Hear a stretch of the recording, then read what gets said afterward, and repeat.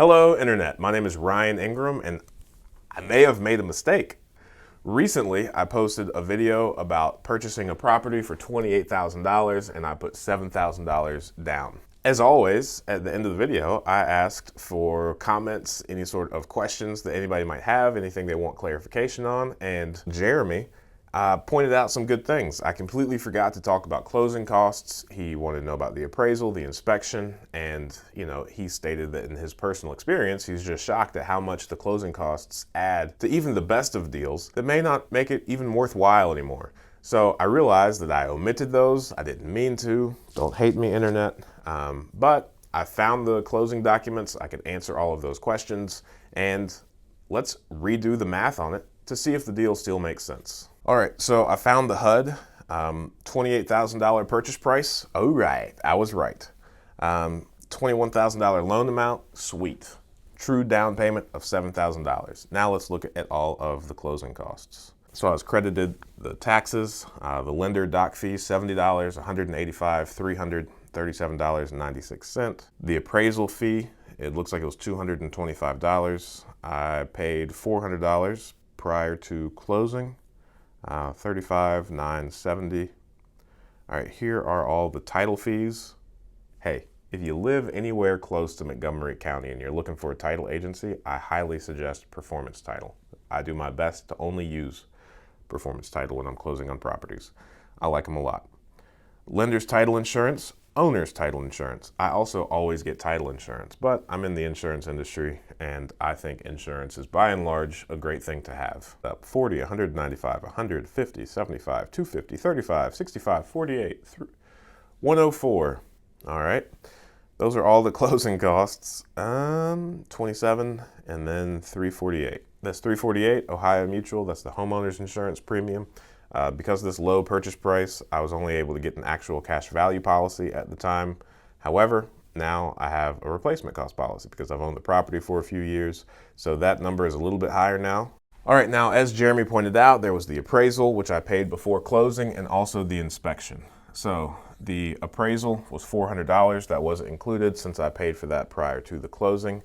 The inspection, I did pay $350 for this. So this was the second rental property, like I mentioned in the video. This is when I still used inspections. I no longer use inspections anymore, just because at this point I'm comfortable enough walking through a property myself, looking at all the major large ticket items and figuring out what needs to be addressed. So your things like the foundation, the roof, all the mechanicals, the kitchen, bath, just roughly able to look at the plumbing. Obviously, if there's leaks, stains on the drywall, anything like that. And the reason for this is generally, our whole business model is buying distressed properties that we can add value to by improving. So when we do get an inspection, it's just this 40-page report of all the horrible things wrong with the property. By and large, we already know that. We already know that this is a distressed property that we're going to have to put a lot of work into. And one of the things that we do often is we front load our capital expenditures, meaning as soon as we buy a property, we replace the roof, protect the foundation by digging trenches and taking all of the gutters and downspouts out to the street. We replace the mechanicals. That way, we replace the kitchen, we replace the bath. That way, we have a maintenance-free property for the next 10, hopefully 10 years.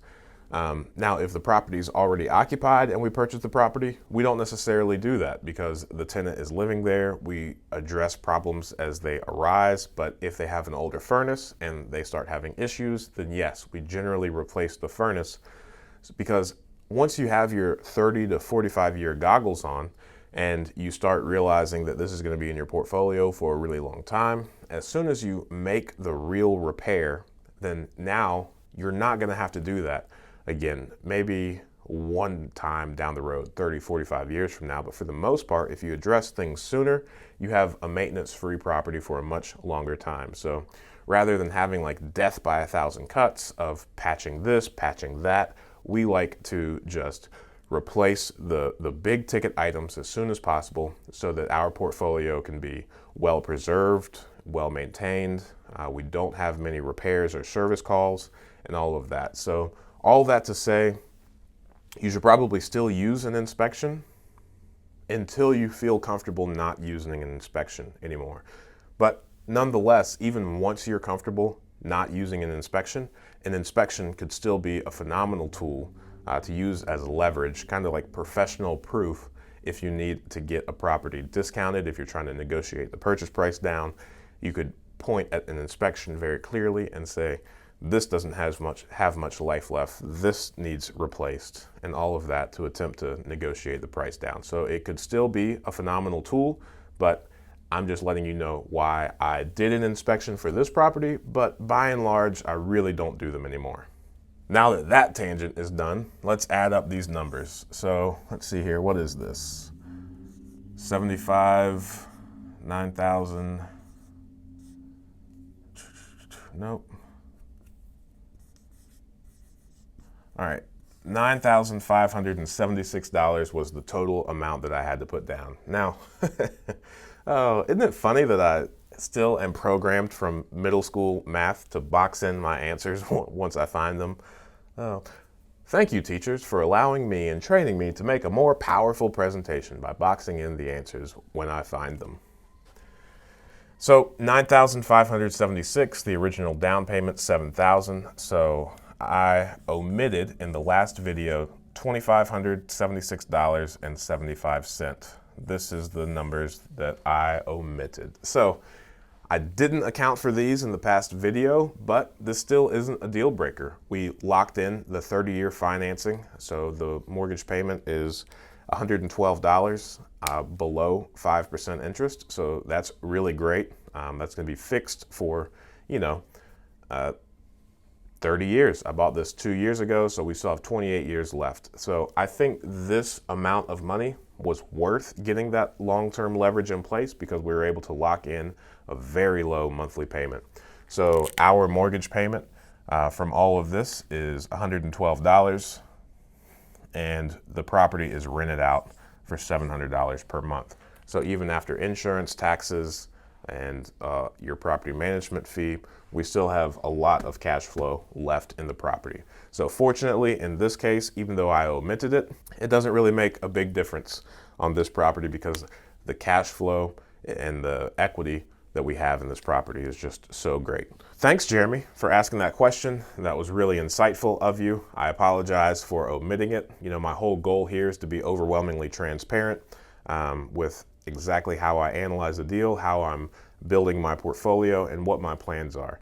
And that's a phenomenal question because as you're out there analyzing rental properties, you're seeing all of these things that I accidentally didn't talk about. So thanks, I appreciate it. I'm happy to go over all of this again because I don't want you to think that I'm hiding anything. And more importantly, I also want you to be able to, take little things that I say here and there and apply them to your personal portfolios. You're analyzing these rental properties and attempting to build just generational wealth through real estate, because that's our goal here, is to build wealth together, to help educate each other so that we could be better citizens, better advocates for our community, fixing up distressed properties, providing homes for families to live in, and providing for our families, and overall freedom in life by being able to be free to enjoy the things that you do most by having all of the wealth that real estate can provide.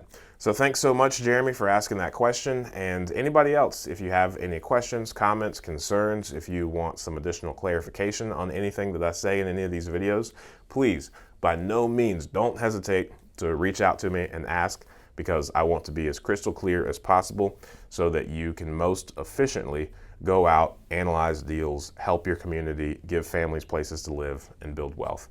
Thanks so much, guys. Keep asking the great questions and look forward to talking to you soon. Thanks.